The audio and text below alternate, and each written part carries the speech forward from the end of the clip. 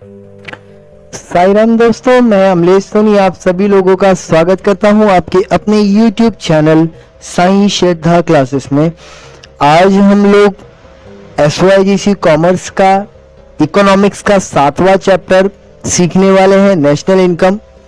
National income भैया देश की कमाई क्या होती है, इन डिटेल में देखेंगे हम लोग। नेशनल इनकम क्या होता है, इंट्रोडक्शन के कॉन्सेप्ट को देखते हैं कि नेशनल इनकम एक तरह का इंपॉर्टेंट सब्जेक्ट मैटर है मैक्रो इकोनॉमिक्स में। जो नेशनल इकोनॉमी एक हिसाब से देखा जाए कि जितने भी फर्म और फैक्ट्री, जितने भी दुकानें हैं, जितना भी मार्केट है, जितना भी बैंक है, फाइनेंशियल इंस्टीट्यूशन है, अलग अलग डिपार्टमेंट जो ऑफिसेस है, वो सब के सब कमा रहे हैं और एक तरीके से कम्पिटिटिव मेजर है। इकोनॉमिक एक्टिविटीज हो रही है, जैसे कि प्रोडक्शन हो रहा है, डिस्ट्रीब्यूशन हो रहा है, एक्सचेंज हो रहा है, कंजम्पशन हो रहा है। तो इस तरीके से इस ऑब्जेक्टिव्स को इंडिकेट करने के लिए इकोनॉमिक वेलफेयर को ध्यान में रखते हुए पब्लिक ऑफ द कंट्री के लिए जो भी इनकम इकट्ठा होती है, इंडिया में इसका एस्टेब्लिशमेंट हुआ था नेशनल इनकम का कमेटी का। 1949 में नेशनल इनकम कमेटी आई थी। इन लोगों ने क्या बोला कि भाई गवर्नमेंट ने कुछ एफर्ट्स डाले, बोले कि रेगुलर कंपाइलेशन होना चाहिए नेशनल इनकम का, क्या हो रहा है, और central statistical organisation CSO compiles and publishes the data of national income. भाई पूरा देश का पूरा फर्म, पूरी की पूरी शॉप्स मिलकर कितना इनकम कर रही है, अलाइड एग्रीगेट एवरी ईयर, हर साल के दौरान। अब ये कमेटी काम करने लगी इसके लिए। मीनिंग, नेशनल इनकम का मीनिंग क्या है आज के ज़माने में? Money, economy. मनी का मतलब economy. National income country express करता है इन टर्म्स ऑफ मनी। एक देश पूरा कितना पैसा कमा रहा है, total income of the nation is called national income. पूरे देश की पूरी कमाई कितनी है वो नेशनल इनकम हो गया। नेशनल इनकम एक flow of goods and services. अब एक देश पूरा गुड्स एंड सर्विसेज कितना प्रोड्यूस कर रहा है और इकोनॉमी में ड्यूरिंग द ईयर प्रोड्यूस कर रहा है, उसको इकोनॉमी किस तरीके से कंज्यूम करे, उससे वो कितना अर्निंग कर रहा है। डेफिनेशन नेशनल इनकम का दिया हुआ है। The national income committee was appointed. National income committee के बारे में कुछ लिख दिया है यहाँ पर कि ये अगस्त 1949 में एग्जिस्ट है। Professor PC Mahalanobis as a chairman और professor DR Gadgil and doctor VK R V, ये लोग मेंबर्स थे। देखिए इनकी तस्वीरें दी हुई है, आप देख सकते हो, उनको पहचान सकते हो। ये इनकी तस्वीरें, ये लोग ही इनके कर्ता धर्ता थे NIC के, ठीक है। National estimates the measure of volume of commodities, कितना कमोडिटी, कितना गुड्स, कितना सर्विसेज टर्न आउट हो रहा है एक गिवन पीरियड ऑफ टाइम के दौरान विदाउट डुप्लीकेशन। कोई डुप्लीकेशन नहीं होना चाहिए, एक बार एक चीज का काउंट हो गया तो दोबारा नहीं आना चाहिए। AC पाइगो ने बोला नेशनल डिविडेंड एक पार्ट है, ऑब्जेक्टिव इनकम है कम्युनिटी का, including of course income derived from abroad. मतलब एक बाहर से कितना कमाई कर रहा है वो। इरविन फिशर बोलते हैं कि नेशनल इनकम डिविडेंड का मतलब national income consist solely of services received, ultimate consumer कितने हैं उसके, और उसके हिसाब से उसने मटेरियल कितना यूज किया और देयर ह्यूमन इन्वायरमेंट्स। ये Irwin Fisher.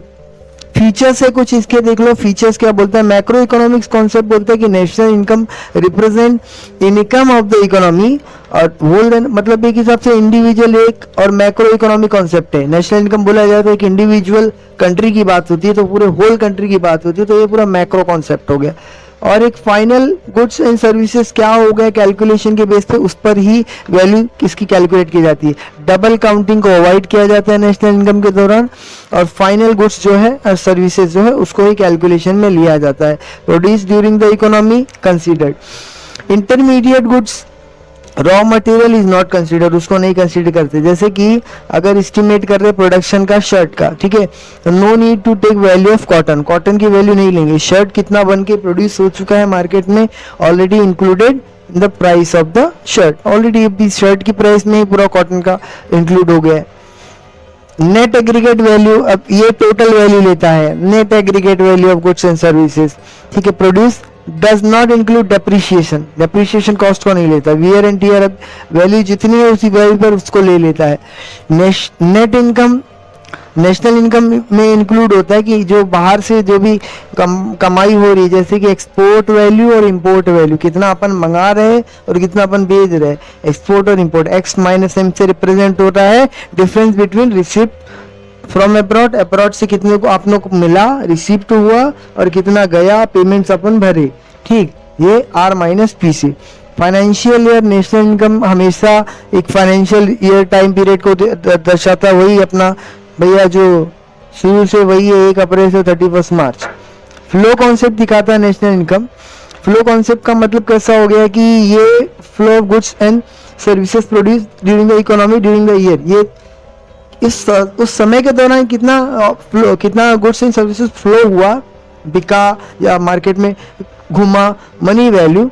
National income is always express the monetary term, कभी भी इसका भाई एक वैल्यू आता है, मनी वैल्यू में कितना नेशनल इनकम आया, कि वो गुड्स एंड सर्विसेज आती हैं जो कि एक्सचेंज हुई है, जिसको पैसे के तौर पर हमने दिया है और उससे हमको पैसा आया है, तो जोड़ जोड़ के पूरे फर्म ने, पूरी शॉप ने, पूरे नेशन ने मिलकर कितना कमाया है वो। अब ये सर्कुलर फ्लो कॉन्सेप्ट क्या होता है इन डिटेल में देखते हैं। सर्कुलर फ्लो कॉन्सेप्ट काफी आसान भाषा में सर्कुलर फ्लो कॉन्सेप्ट है। देखिए मैंने इस और भी सारे इकोनॉमिक्स के सारे चैप्टर्स की सीरीज मैंने डाल दी है, आप देख सकते हो, हमारी प्लेलिस्ट चेक कर सकते हो। ओसीएम का पूरा चैप्टर सारा का सारा पूरा सिलेबस कवर करके दे दिया है, आप प्लेलिस्ट में चेक कर सकते हो। अकाउंट्स भी चल रहा है, 3 चैप्टर्स हो चुके हैं, आगे भी और भी आता रहेगा। देखिए मैं दोस्तों बोलता हूँ, चैनल पे पहली बार आया तो सब्सक्राइब जरूर मार लो और लाइक और शेयर किया करो यार, किसी न किसी को तो जरूर मदद मिल जाएगी इससे, है ना। चलिए अगर नहीं समझ पाओ तो 2 से 3 बार देखो, लूप में देखो वीडियो, आपको समझ में आ जाएगा। चलिए आगे बढ़ते बिना किसी देरी के। Circular flow of national income. Circular flow of income में मतलब कैसा, एक बेसिक कॉन्सेप्ट है, इसमें मैक्रो इकोनॉमिक्स में इसको सर्कुलर फ्लो ऑफ इनकम को बेसिक कॉन्सेप्ट मान के चलते हैं। सर्कुलर फ्लो इनकम रेफर करता है कि प्रोसेस जहाँ पे इकोनॉमी को मनी आता है, पैसा आ रहा है और पेमेंट वो कर रहा है, कितना आ रहा है और कितना जा रहा है, ये पूरा फ्लो हो रहा है, तो इसको कंटिन्यूसली थ्रू द टाइम कितना आ रहा है। Circular flow of income can be determined, अब उसको कैसे डिटरमाइन करते हैं। हाउस होल्ड और business form, Y is equal to C plus I, जहां पर sector of economy household business form, government sector में Y is equal to C plus I plus G। 4 sectors of household business क्या है in detail में हम लोग देखेंगे। Firm और गवर्नमेंट के लिए फॉरेन सेक्टर में इसको कैसे कैलकुलेट करते हैं। Income is equals to consumption, ये गवर्नमेंट का, और एक्सपोर्ट और इंपोर्ट। ये circular flow of goods of money. 2 sector model explain below. अभी 2 सेक्टर मॉडल कैसे एक्सप्लेन किया, देखो 2 सेक्टर मॉडल होता है। House hold firm, it divides the diagram into 2 parts. कैसे, देखो हाफ रिप्रेजेंट करता है factor of market and lower part represent करता है कमोडिटी मार्केट। कैसे देख लो, लैंड, लेबर और कैपिटल एंटरप्राइजेस, इसकी जरूरत भैया सबको लग रही है। हाँ, अगर एक वेज फैक्टर, इनकम, रेंट, ये सब एक दूसरे से जुड़े हुए हैं। Flow of goods and services, यहाँ पर गुड्स एंड सर्विसेज मिलती है, ठीक है, ये जुड़े हुए, तो इनको गुड्स एंड सर्विसेज कहाँ से आ रही, फर्म से आ रही है। और फर्म कहाँ से, फर्म सारी चीजें यूज करके कहाँ से दे रहा है भैया, फर्म यूज कर रहा है और फर्म यहाँ से दे रहा है, फर्म दे रहा है, फर्म यहाँ से बना रहा है और बना के यहाँ ला रहा है, और यहाँ से ये flow of goods and services आ रहा है। और flow of goods and services exactly किसके लिए हो रहा है भैया, एग्जैक्टली हो रहा है flow of goods and services house holds के लिए हो रहा है। हाउस होल्ड घर में रोजमर्रा के तौर पे यूज हो रही है, रोजमर्रा की चीजें, फाइनली रोजमर्रा की जो चीजें हैं वो किसके लिए यूज हो रही है, कंज्यूमर गुड्स के लिए, कंज्यूमर गुड्स के लिए यूज हो रही है। और कंज्यूमर गुड्स के लिए तो डायरेक्ट कन्ज्यूमेशन किसके साथ है, फर्म के साथ है। और हाउस होल्ड की चीजें, जैसे कि अब हाउस होल्ड की चीजें फैक्टर, अब फर्म में क्या क्या चीजें भैया, वेजेस लगेगा, मजदूरी देना पड़ेगा, इनकम देना पड़ेगा, रेंट देना पड़ेगा, इंटरेस्ट देना पड़ेगा, इसका इसके साथ है, फर्म के साथ। तो इस तरीके से पूरा फ्लो चार्ट है ये बनाया है। देखिए यहाँ पर देखो, factor of production flow household, ये जो बताता है कि जितने भी goods and services required to, एक घर की जरूरत के हिसाब से जितना मार्केट में घूम रहा है, प्रोडक्शन हो रहा है और सप्लाई हो रहा है हाउस होल्ड में, उसको बोलते हैं प्रोडक्ट फ्लो, ठीक है। और सेम वे जैसे कि मनी फ्लो हो रहा है किसी फर्म में या हाउस होल्ड में, from the factor of payment such as rent, wages के फॉर्म में या इंटरेस्ट के फॉर्म में, तो हाउस होल्ड में इनकम को purchase goods and services, thus money flow from firm and household from household. ठीक है, तो ये इसको बोलते हैं मनी फ्लो। अब ये कर पैसा आ रहा है तो उसको मनी फ्लो बोलेंगे। इन सिंपल में बोलता है कि सर्कुलर फ्लो ऑफ इनकम जो प्रोडक्शन जनरेट करता है अगला फैक्टर ऑफ इनकम, ठीक है, और उसको कन्वर्ट करते हैं एक्सपेंडिचर में। और दिस फ्लो मतलब खर्चा हो रहा है तो कमाई हो रही, कमाई हो रही तो खर्चा हो रहा है, रिसिप्ट एंड पेमेंट दोनों हो रहा है हमारे साथ हमारी जिंदगी में। सुबह उठते तब से खर्चा चालू हो जाता है भाई, सुबह उठते सुनते आपका खर्चा चालू हो जाता है। Flow of income continues as a production continues. अब इनकम आ रहा है जा रहा है तो प्रोडक्शन भी चलता रहेगा, ठीक है, due to never ending human wants, क्योंकि भी इंसान की चाहत है अपनी रोजमर्रा की चीजें रोज लगेंगी तो ये फ्लो कॉन्सेप्ट बन जाता है। और यहाँ पर इनकम जो हो जाती है वो सर्कुलर हो जाती है, घूम फिर के आते ही रहता पैसा, पे कभी रुकता नहीं है। अब रोज की अपनी रोजमर्रा की चीजें। अब national concept, friends concept of national income क्या है? ग्रॉस डोमेस्टिक प्रोडक्ट की बात करते हैं यहाँ पर। तो domestic product of gross market में जैसे कि सारे के सारे फाइनल गुड्स एंड सर्विसेज एक डोमेस्टिक टेरिटरी के दौरान, कंट्री के दौरान प्रोड्यूस किए गए, जैसे सी plus I plus G plus X minus M. देखो सी मतलब कंजम्पशन हो गया, और आई मतलब डोमेस्टिक प्राइवेट इन्वेस्टमेंट हो गया, और जी मतलब आपका गवर्नमेंट कंजम्पशन इन्वेस्टमेंट एक्सपेंडिचर हो गया, और एक्स माइनस एम में आपका आ गया net export and import value, मतलब एक्सपोर्ट माइनस इंपोर्ट। इस तरीके से कैलकुलेट करते हैं। नेट डोमेस्टिक प्रोडक्ट कैसे कैलकुलेट होता है? देखिए, नेट डोमेस्टिक प्रोडक्ट का मतलब होता है net market value of final भी उसका मार्केट वैल्यू क्या है उस प्रोडक्ट का जो प्रोड्यूस हुआ है एक नॉर्मल टेरिटरी बाउंड्रीज के दौरान, एक जगह के दौरान, ठीक है, ड्यूरिंग ए पीरियड ऑफ उस समय के दौरान, 1 ईयर के दौरान। तो net domestic product is equal to GDP minus depreciation. Depreciation वो प्रोडक्ट, वो गुड्स जितना नुकसान हुआ रहेगा, जितना घिसा पिटा रहेगा, उसका वियर एंड टीयर होगा, तो उस वैल्यू को माइनस कर देंगे तो डेप्रिसिएशन से माइनस हो जाता है। अब ग्रॉस नेशनल प्रोडक्ट क्या होता है ये इन डिटेल में देखिए यहाँ पर। इसमें क्या होता है कि नेशनल प्रोडक्ट जो है इसका मतलब कि gross value of final goods और सर्विसेज जो कि एनुअली एक कंट्री प्रोड्यूस करता है, estimated according to the price prevailing in the market, price के हिसाब से कितना हो सकता है। तो G N P is equals to C plus I plus G plus X minus M plus R minus P. यहाँ पर आर का मतलब होता है रिसीव फ्रॉम एब्रॉड, पी मतलब payment from made to abroad. P मतलब अपन कितना पैसा भरे बाहर के देश को, बाहर के गांव वाले लोग को, और रिसीप मतलब आर मतलब अपने को कितना मिला, अपने यहाँ से कुछ भी एक्सपोर्ट किया तो कितना मिला। नेट नेशनल प्रोडक्ट का मतलब एनएनपी मतलब कि नेट मार्केट वैल्यू कितना है एग्जैक्टली, तो उसमें जीएनपी माइनस डेप्रिसिएशन हो जाता है। Goods and services produced by the resident of the country during the period of the time. तो जीएनपी की वैल्यू में से डेप्रिसिएशन माइनस कर देंगे तो ये आ जाएगा। तो ये आपको फाइंड आउट करना है, आप फाइंड आउट कर सकते हैं, ये सारे आंसर आपको गूगल पे मिल जाएंगे। तो आगे देखते हैं इन डिटेल में। अब बहुत आसान भाषा में ये देखो मेजरमेंट कैसे कैलकुलेट होता है। GNP is equal to GNP minus net fall of stock in natural capital plus pollution load. देखते हैं methods of measure of national income को मेजर करने का क्या क्या तरीका है। देखते हैं 3 मेथड्स है, output method, income method, expenditure method. In detail में देखते हैं methods of measurement, output method, income method, expenditure method. Output method क्या है वो देखते हैं। आउटपुट में कैसा होता है, measuring national income is known as product method. इसका दूसरा नाम भी आउटपुट मेथड का प्रोडक्ट मेथड है, और इसका इन्वेंट्री मेथड भी बोलते हैं, प्रोडक्ट मेथड भी बोलते हैं, इन्वेंट्री मेथड भी बोलते हैं। ये मेथड अप्रोच करता है नेशनल इनकम के दौरान पे। आउटपुट साइड मतलब जैसे कि इकोनॉमी को डिवाइड किया जाता है डिफरेंट सेक्टर में, जैसे कि एग्रीकल्चर हो गया, माइनिंग हो गया, मैन्युफैक्चरर हो गया, छोटे छोटे इंटरप्राइजेस हो गए, कॉमर्स हो गया, ट्रांसपोर्ट हो गया, कम्युनिकेशन हो गया, सर्विस हो गया, सेवा के सही क्षेत्र हो गए। तो इसमें कौन कौन से प्रोडक्ट का मेथड फॉलो हो रहा है, by valuing all the final goods, कौन कौन से प्रोडक्ट ज्यादा फाइनली गुड्स में जा रहे हैं, सर्विसेज यूज हो रही है फाइनली ड्यूरिंग इस साल के दौरान। तो ये मार्केट प्राइस जो है by adding up all the values, सारे वैल्यूज को ऐड करके higher stage of production until these products are turn into the final product. But अब जैसे कि यूज है, यूज में आना ही है, तो इसमें प्रोडक्ट तो यूज करेंगे ही, तो आउटपुट फाइनली कितना हो रहा है उसको ऐड करना टोटल।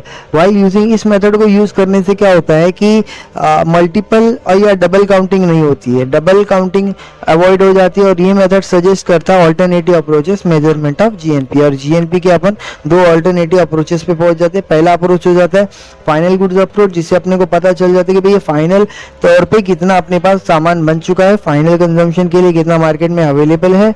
और इस अप्रोच से ये भी पता चल जाता है कि वो फाइनल कितने की है गुड्स और सर्विसेज, कितने का है वो प्रोड्यूस, प्राइमरी सेकेंडरी और टर्सरी सेक्टर से कितना वैल्यू प्रोड्यूस होकर आया है।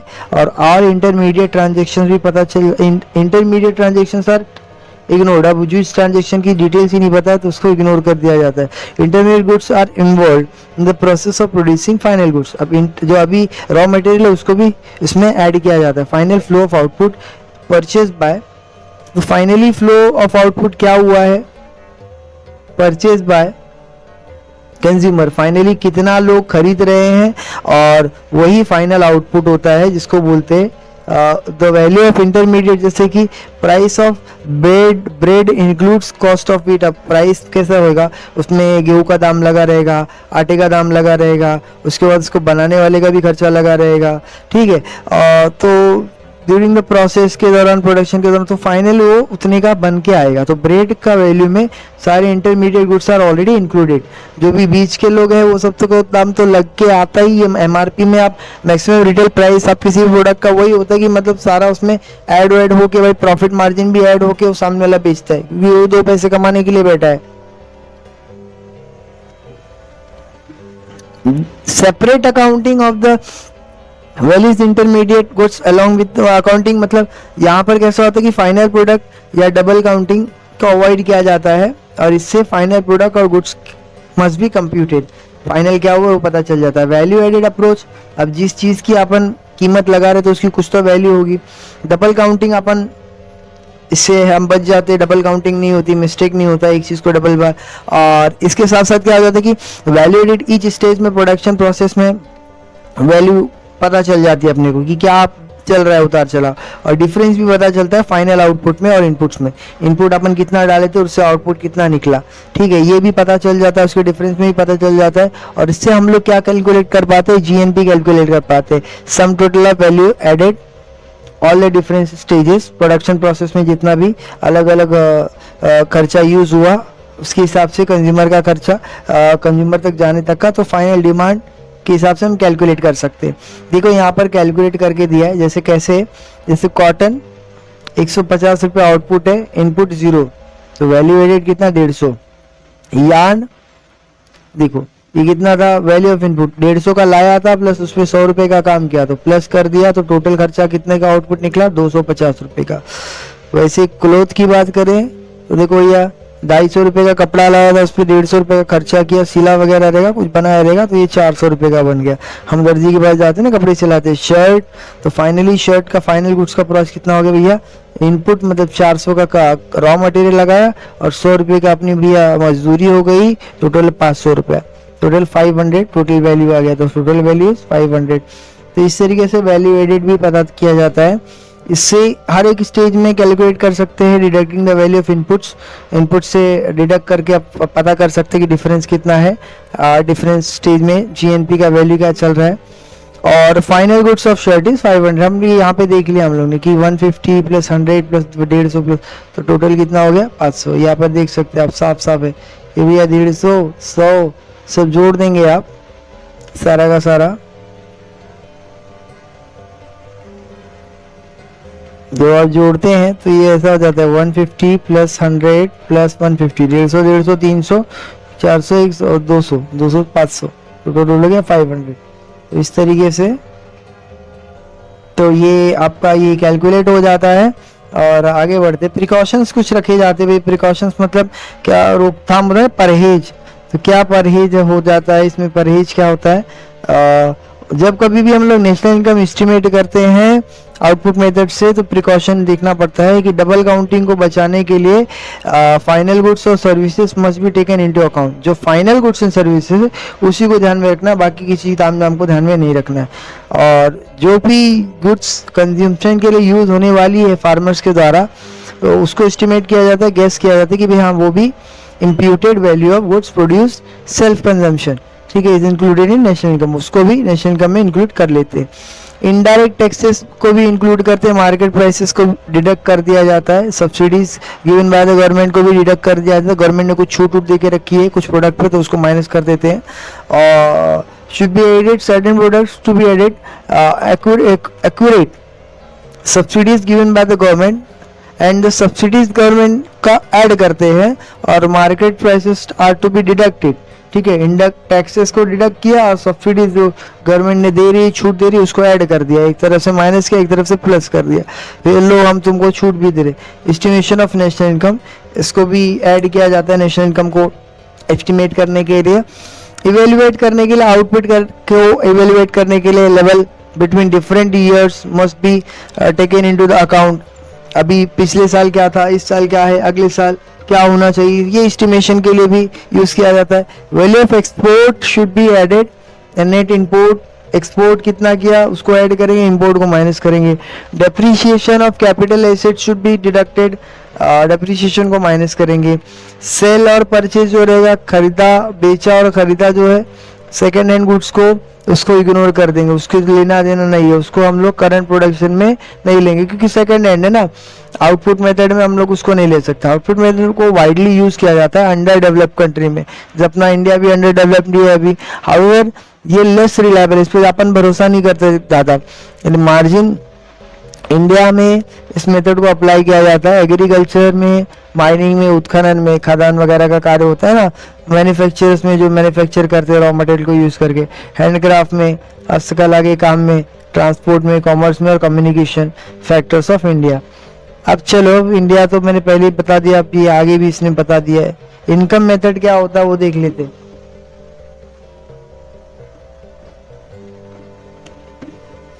इनकम मेथड में कैसा हो जाता है कि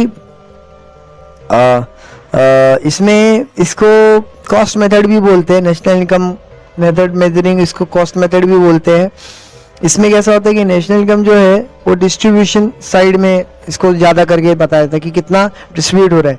इस मेथड के हिसाब से कि पेमेंट कितना रिसीव हो रहा है, अपन कितना बाहर भेज रहे हैं, और सिटीजन के थ्रू भी कंट्री वाले भी अपने से कितना खरीद रहे हैं, उससे उनके से अपने को इतना पेमेंट आ रहा है पर्टिकुलर एरिया के दौरान, उसको ऐड किया जाएगा और इनकम में इसको अक्रू किया जाएगा। Factor of production by the way of rent, wages and interest and profits are, ये भी ले लेंगे। रेंट अब खर्चा है, प्रॉफिट अच्छी बात है, इंटरेस्ट, ये सबको एक साथ में भैया ला के कैलकुलेट करेंगे, ऑल एडेड टुगेदर, सबको ऐड कर दिया जाएगा। But income received in the form of transfer of payment are ignored. अब ट्रांसफर ऑफ पेमेंट के तौर पे अगर किसी का पेमेंट आ गया तो उसको अपन नहीं कंसिडर करेंगे। The data pertaining to income ये ऑब्टेन किया जाता है डिफरेंट सोर्सेज, जैसे कि फ्रॉम इनकम टैक्स रिटर्न वाले इसको पता करके रखते हैं, डिपो बुक ऑफ अकाउंट की तरह से एस्टिमेट कर सकते हैं। जीएनपी कैन बी ट्रीटेड, और इसे कुछ सम ऑफ फैक्टर भी पता चलते हैं as a result of undertaking economic activity on the part of resource.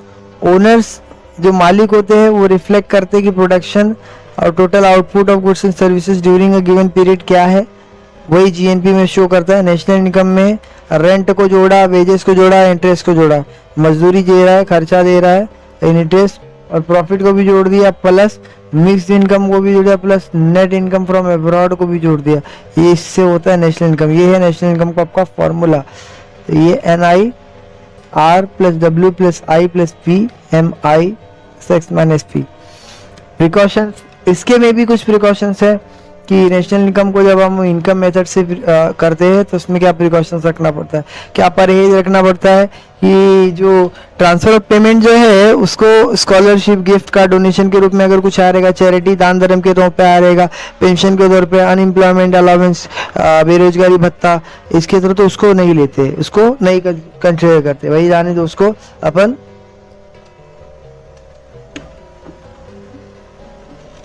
अगर अनपेड सर्विसेज जो हर वो काम जो हाउसवाइफ करती है, टीचर टीचिंग करती है हर चाइल्ड को, अपने बच्चों को, उसको इग्नोर किया जाएगा क्योंकि एक हाउसवाइफ घर का जो काम करती है वो काम करने के लिए आप किसी को अगर रखते हो तो उनको आपको सैलरी देना पड़ेगा, राइट।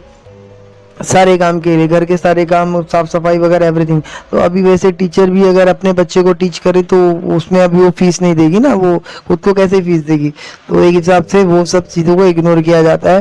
और सेकेंड हैंड गुड्स को भी नहीं लेते हैं, और शेयर्स और बॉन्ड्स का जो इनकम होता है उसको भी ऐड नहीं करते हैं रियल नेशनल इनकम में।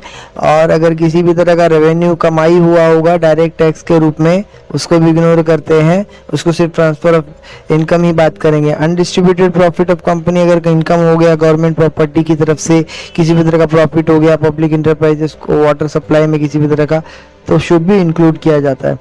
इम्प्यूटेड वैल्यूज, अगर जैसे सेल्फ कंजप्शन के लिए कुछ रखा है, इम्प्यूटेड रेंट और owner occupied houses should be included, उसको भी इंक्लूड किया जाता है नेशनल इनकम में।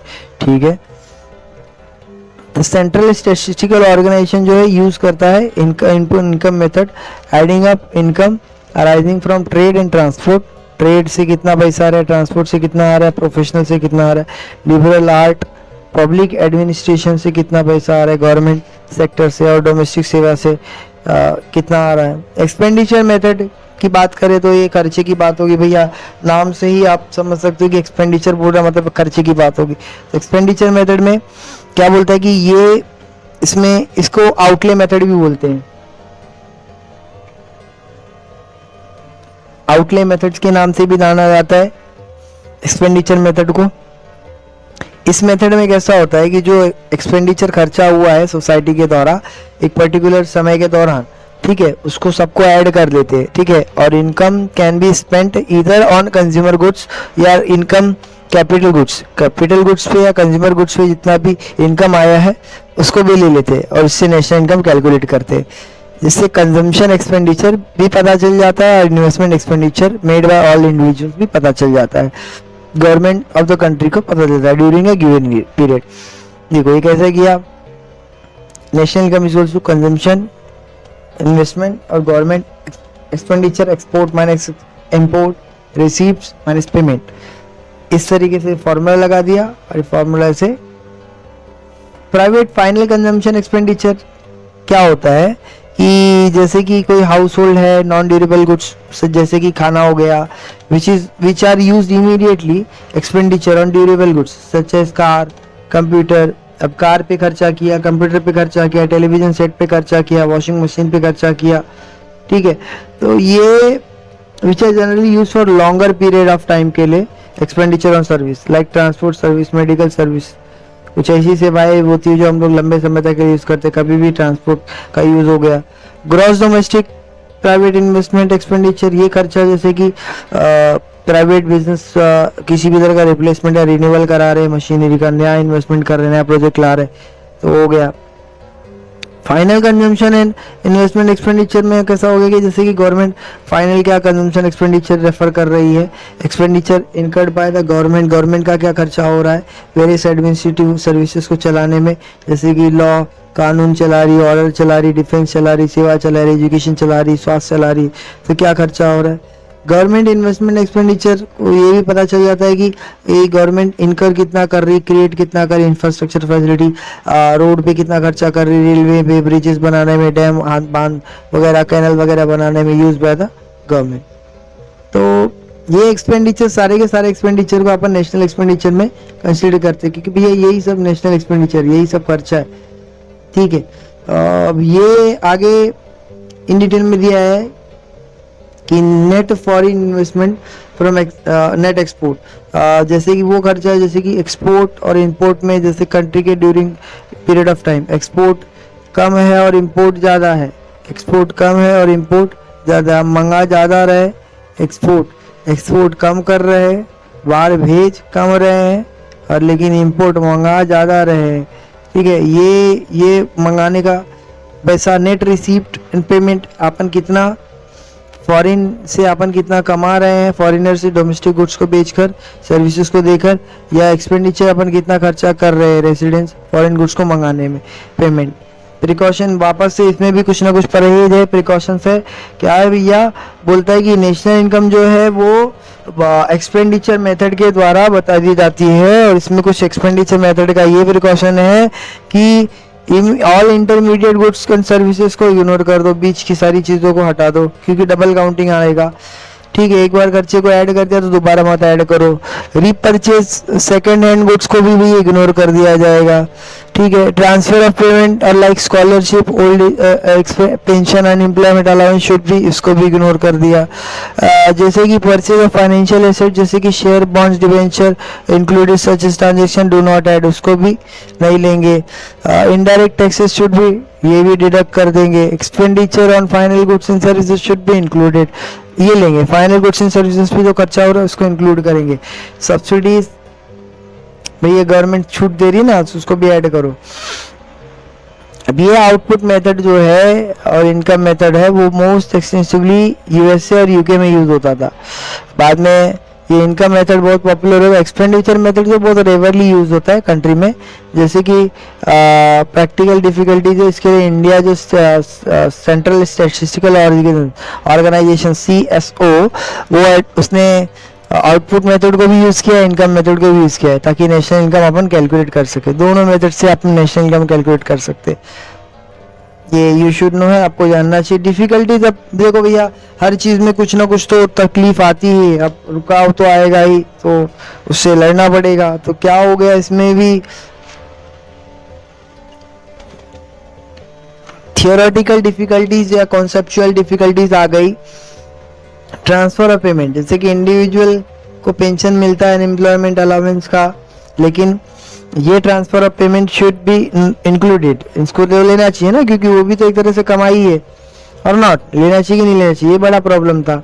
और अगर दूसरी बात पे देखा जाए तो इंडिविजुअल जो इनकम है अदर एंड पे, they are part of government expenditure, this transfer of payment are not included in national income. इसको क्यों नहीं ले रहे, उसको ले रहे। इलीगल इनकम, जैसे कि इनकम फ्रॉम गैम्बलिंग, कहीं गुटबाजी करोगे, ब्लैक मार्केटिंग करोगे, काला बाजारी, चोरी, स्मगलिंग हो गया, इसको नहीं ले पाते अपन। ठीक है, अनपेड सर्विसेज, जैसे कि कुछ ऐसी सेवाएं जो फ्री में कर दी जा रही है। Paid on goods and services are consider, however there are number of unpaid services, बहुत सारी ऐसी जो फ्री में कर दी जाती। ठीक है, कैलकुलेशन ऑफ नेशनल इनकम, जैसे कि सर्विस दिया हाउसवाइफ, भाई वो तो पगार नहीं लेती ना घर की, आपकी अर्धांगिनी। ठीक है, services provided out of love, भाई प्यार से कर दिया, चल भाई चल कर लिया। अफेक्शन, दया भाव में आके कर दिया। सिंपैथी में आके ले भाई ले। चैरिटी में आके, खुशी में आके ले भैया ले, 1 लाख का चेक साइन कर दिले, खुश रहे, आर नॉट इंक्लूडेड, उसको भी नेशनल इनकम में नहीं। सेल्फ कंजम्पशन के लिए अगर मैं खुद के खाने के लिए कुछ यूज कर रहा हूँ, बना रहा हूँ, तो का ये फार्मर अगर allied producers do not inter in the market and उसको भी नहीं लेते ना, काय के लिए। अभी मैं खुद वापरूंगा तो उसको कहाँ से नेशनल इनकम दूंगा, तो मैं खुद ही वापर रहा हूँ। अभी IMF ने बताया है कि फॉरेन जो फर्म है, विदेश का जो पैसा है वो इंक्लूड होता है नेशनल इनकम में of the country where the firm actually undertakes the production work, जबकि जो फर्म है वो प्रोडक्शन का काम करती है, फर्म का बनाने का काम करती है, और नेशनल इनकम में इसको कैलकुलेट किया जाता है। बट ऑब्वियस है ना, फर्म बना भी रही है और बनाने के बाद उसको सेल भी करेगी, तो सेल करेगी तो टैक्स तो बनता है ना। गवर्नमेंट सर्विसेज का भी वैल्यूएशन है यहाँ पे। नंबर ऑफ पब्लिक सर्विसेज, जैसे कि लॉ ऑर्डर, डिफेंस सेवा, पब्लिक एडमिनिस्ट्रेशन, एजुकेशन सेवा, हेल्थ की सेवा, ये सब दिया गया है, ये सब को भी कैलकुलेट करते हैं। ठीक है, इनका भी खर्चा होता है ना। This services are not known, therefore it is difficult to calculate national income. इसके लिए कुछ ऐसी सेवाएं हैं, गवर्नमेंट की सेवाएं जो कॉफी कुछ फ्री में दी जाती है, तभी उनको कहाँ से कंसिडर कर सकते हैं, क्योंकि वो तो फ्री में है ना। Changing price level, difficulties of calculating national income is also कहाँ पर होता है कि जब प्राइस लेवल, अब कोई चीज़ का दाम बढ़ेगा कम होगा तो भी प्राइस लेवल राइज हो रहा है कम हो रहा है, तो वहाँ पर भी नेशनल इनकम भी बढ़ेगा और कम होगा। ठीक है, प्रोडक्शन हैव डिक्रीज, अगर दाम बढ़ गया तो उसका प्रोडक्शन बट ऑब्वियस कम हो जाता है, क्योंकि भैया वो प्राइस का सीधा सीधा लेना देना है। प्राइस फॉल हो गया तो फिर बढ़ जाएगा। Decree even though there may be decrease in production, but obvious है कम हो गया तो प्राइस बढ़ गया तो प्रोडक्शन कम हो जाएगा, क्योंकि बिकना कम हो जाएगा ना। तो जब बिकना कम हो जाएगा तो लोग रखेंगे कि उतना। डिफिकल्टीज की बात करते, स्टैटिस्टिकल जब मैथमेटिकल डेटा बनाते हैं तो प्रैक्टिकल डिफिकल्टीज क्या आती है। पहला प्रॉब्लम है डबल काउंटिंग का। ग्रेटेस्ट डिफिकल्टी यही है डबल काउंटिंग का नेशनल इनकम में कि भैया दो बार ना जोड़ दे, दो बार ना ले, डिस्टिंग्विश प्रॉपरली बिटवीन फाइनल और इंटरमीडिएट, इंटरमीडिएट को हटा दो, उसको मत लो. For example flour is use by bakery of intermediate product, but obvious है household is final product और हाउस होल्ड के लिए final product. Non monetize sector को देखिए, जैसे कि रूरल एरियाज में नॉन मोनेटाइज सेक्टर से एग्रीकल्चर हो गया, still being the nature subsistence farming, वो भी देश के लिए प्रोड्यूस कर रहा है. Major part of production is partly exchanged for other goods and services, it is excluded while counting the national income. अब वो तो खुद ही पिछड़ा हुआ भैया, नॉन मोनेटाइज्ड है, तो उनको अपन नहीं देते. इनएडिक्वेट अनरिलायबल डेटा, अब जिस डेटा का कोई भरोसा नहीं, करेक्ट नहीं है, प्रोडक्शन का डेटा, कॉस्ट डेटा नहीं है, कुछ भी अनसेंट क्रॉप्स को बता दिया, फिशरीज का कुछ डेटा बराबर नहीं है, हस्बेंड्री का हो गया या फॉरेस्ट्री का हो गया, मत्स्य पालन, कुक्कुट पालन, कंस्ट्रक्शन का हो गया, वर्कर्स का हो गया, स्मॉल एंटरप्राइज का, तो उसको हम नहीं लेंगे क्योंकि भैया वो beside this data unearned income, जैसे कि कुछ ऐसी नहीं कमाई जाने वाली इनकम, हर एक काम, कुछ ऐसा consumption, investment, expenditure of rural and urban population जो करती है, are not available. This does not reveal actual size of national income. अब इससे actual size of national income पता नहीं चलता. डेप्रीशिएशन, कई जगह पर डेप्रीशिएशन, जैसे कि wear and tear of capital asset, अपन कोई का सामान लेकर आ गए तो सामान अपन वापरेंगे तो सामान का दाम धीरे धीरे कम होने लगता. कोई भी दे, अब कोई गाड़ी भी ले लेंगे अपना, तो वो भी तो अब धीरे धीरे जूनी होने लगेगी, तो उसका वियर एंड टियर होगा, तो सेम टू सेम दाम जितने में आप खरीद के लाते उतने में वेस्ट हो पाएंगे नहीं, तो उसका यूज होता रहता है. प्रोसेस ऑफ प्रोडक्शन में there are no uniform and common accepted standard rates of depreciation. ठीक है, तो अलग अलग कैपिटल एसेट पे अलग अलग तरीके का डेप्रिसिएशन रेट होता है, तो make correct deduction for depreciation करना ही पड़ता है. कैपिटल गेन्स और लॉसेस, अब पैसा लगा दिया लेकिन नुकसान हो गया, प्रॉपर्टी ओनर्स इंक्रीजेस डिक्रीजेस होते रहता है मार्केट वैल्यू के हिसाब से.